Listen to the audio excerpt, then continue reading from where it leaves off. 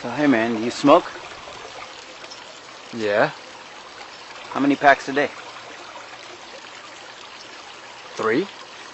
And how much does each pack cost? $7. And for how long have you been smoking? 20 so years. 7 times 3 is $21, right? Right. And 21 times 30, that's $630, right? Right. 630 times 12, that's $7,560, right? Right. $7,560 times 15 years is $113,400, right? Right. Had you not smoked the past 15 years, you could have bought yourself a Porsche.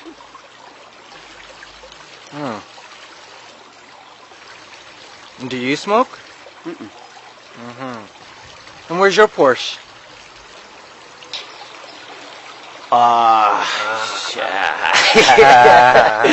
Yeah, alright.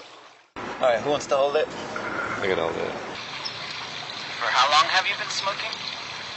20 so years. And where's your Porsche?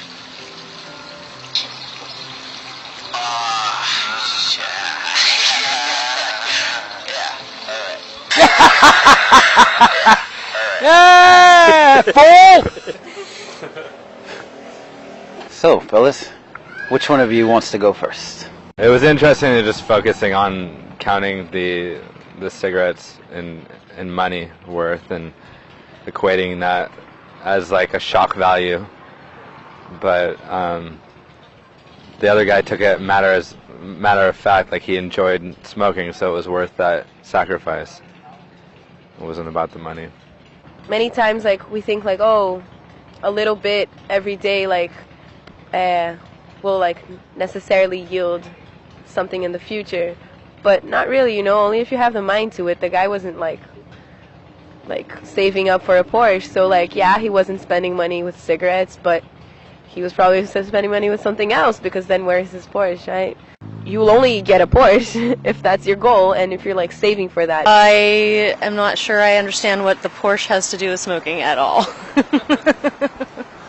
Like a Porsche is more important than, say, not smoking, or I don't know. It's a funny video. You can spend money poisoning yourself and not loving yourself by doing something as bad as smoking, which destroys your body.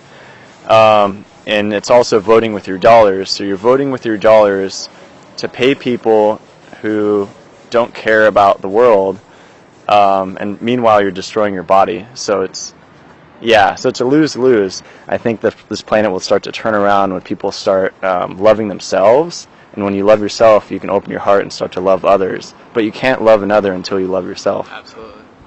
A lot of people think that they know what's the right way and what they should do, and they're really quick to judge other people. And we seem to forget that judgment that we have for other people is just almost like judgments of ourselves. Something that was happening inside the guy that was making all those accusations allowed him to not buy that Porsche, and so it kind of made him realize that the faults that he's seen in other people are just the faults that he has. And so it's a nice reminder. I think I might be the perfect candidate then. Really? Absolutely. Why do you say that? I've never smoked in my entire life, and I am an amputee from cancer.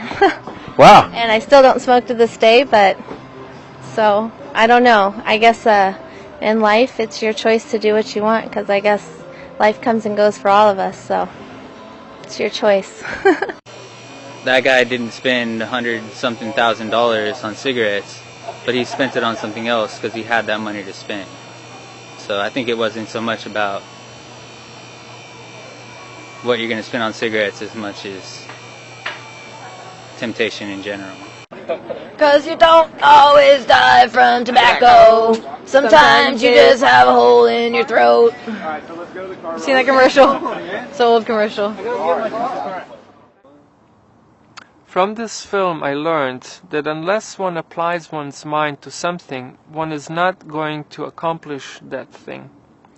The guy who did not smoke did not spend his money on tobacco, but he, like the smoker, did not save his money. He would have saved his money only had he actually put his mind to it.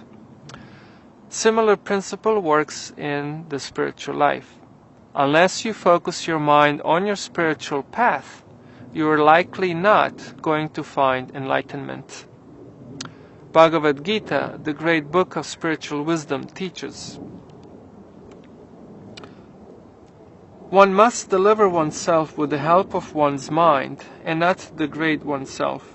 The mind can be a friend or an enemy.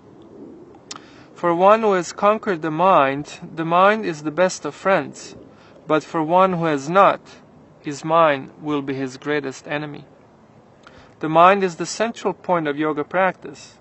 The purpose of the yoga system is to control the mind and to draw it away from attachment to material objects. The mind must be so trained that it can deliver the soul from the mire of nescience. The pure soul is entangled in the material world because the mind is involved with the false ego, which desires to lord it over material nature. Therefore, the mind should be trained so that it will not be attracted by the glitter of material nature. The more one's attracted by sense objects, the more one becomes entangled in material existence. The best way to disentangle oneself is to always engage the mind in spiritual Krishna consciousness. As long as one's mind remains an unconquered enemy, one has to serve the dictations of lust, anger, greed, illusion, etc. Therefore, the mind which is always engaged in Krishna consciousness is the cause of supreme liberation.